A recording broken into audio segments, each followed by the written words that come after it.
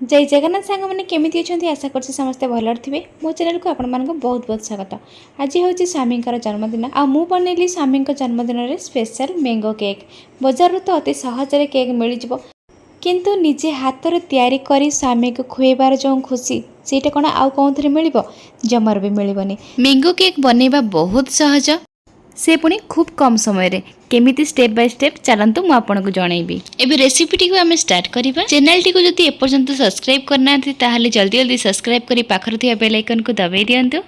AB जेहेतु mango season चली तेरे mango season special mango cake न बनले केमिति हबो सेइथि एटे मु गट्टे मैंगो नै नैछि ताको भलो भाबरे काटिकी छोट छोट कर नैछि। एबे मिक्सर बाउल रे मु मैंगो ता सहित सुजी जेहेतु मुझे छोट केक बनाऊँगी से मुझे 2 बाउल सुजी नहीं आउ से हाफ बाउल दही गोटे बाउल चीनीटा आपण हिसाब रे मीठा कम करें। फ्रेश दही थिले जेतिकी सुजी को सेतिकी दही ऐड करें। जदि खट्टा दही थी ताले अल्प दही अल्प टिके पानी ऐड करेंगे। अल्प टिके बेकिंग पाउडर दे एबे आमे ताको भलो भाबरे ग्राइंड करि नबा। एबे सब गुड़ा को भल भाव ग्राइंड हो सारी देखिपे केते सुंदर गोटे स्मूथ पेस्ट तैयारी हो जाइए। देखंतु जमार भी पेस्ट बहलिया कि बेसी पतला नहीं पूरा पूरी गोटे केक पई जेतिकी मात्रा दरकार सेमिति ही होइछि।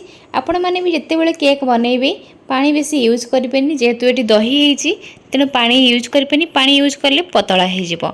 एबे आमे गोटे कैरेमेल करवा से गोटे सिल्वर बाउल रे जो तरह की केक बनैबी से बाउल रे मु किछि चीनी नहीं से चीनी को आमे एबे कैरेमेल करवा तापर से रखिथिबा हमर केक पई बैटर टी ऐड करवा। एबे देखंतु चीनी टी हमर केते सुंदर मेल्ट हो गलानी पूरा गोल्डन कलर आसी जाइछि। गैस टी को धीमी आंच रे करिवे नहले चीनी टी पोड़ी हो जिवो आ जमार भी केक टेस्ट लागिबनी। एबे मु गैस को बंद कर दउछि काहे कि गरम रे ही बाकी जहाँ अच्छी चीनी सब कैरेमेल हो जिवो। चीनी टी ऐड करले केक टी हमर बहुत सुंदर टेस्टी आउ कलरफुल देखा जिवो। आपण मानकु जदि भलो न लागिवो ताहले स्किप करि परिबे।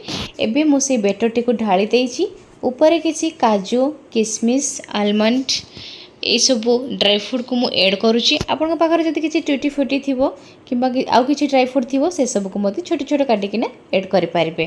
केक टी टिके सुंदर देखा जिया पई मु किछि चेरी मध्ये ऐड करुच्ची। चेरी को छोट छोट काटि नेइछि चेरी के मध्ये भल भाबरे ऐड कर देबा।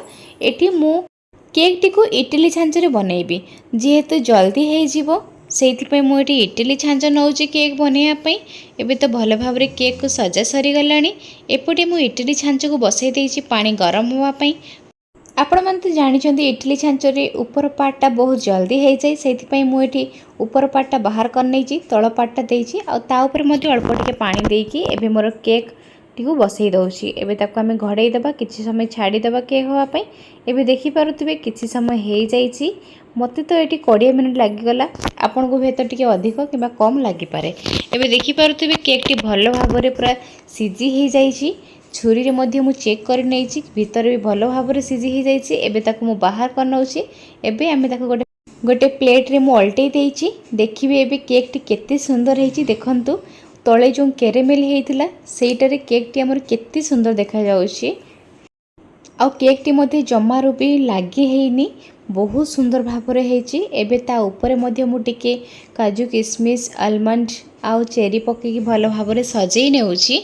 आपन को पाखरे जदि किछि क्रीम थिबो सेथिरे नाम मध्ये लिखि परिबे जेहेतु मु घरे बनाउछि मो पाखरे एबे सेमति किछि अवेलेबल नै सेति पई मु केवल ड्राई फ्रूट्स आउ चेरी एथिरे ही सजाउछि। एबे केक मोर पूरा पूरी रेडी हो सारी। आज मैंगो केक टी आपण मानक केमिति लागिला कमेंट रे निश्चय जनइबे। आगरु बनैचंती नहीं तो मु जानिनी किंतु मो स्टाइल थरे बनातु देखिबे आपण मानक बहुत सुंदर लागिवो। जेहेतु मोर केक रेडी हो जाइए आ हजबैंड का बर्थडे पाई केक टी तेणु एबे मु चलिली तांको पाखको केक टी नहीं तापरे से कटिंग करिवे। एबे देखंतु से कटिंग करचंती केक टी भीतर मध्ये केते सुंदर सिजी हो जाइए। केक टी बहुत सुंदर नरम और टेस्टी होइछि। आपण माने निश्चय बनातु आ मते कमेंट रे कहंतु।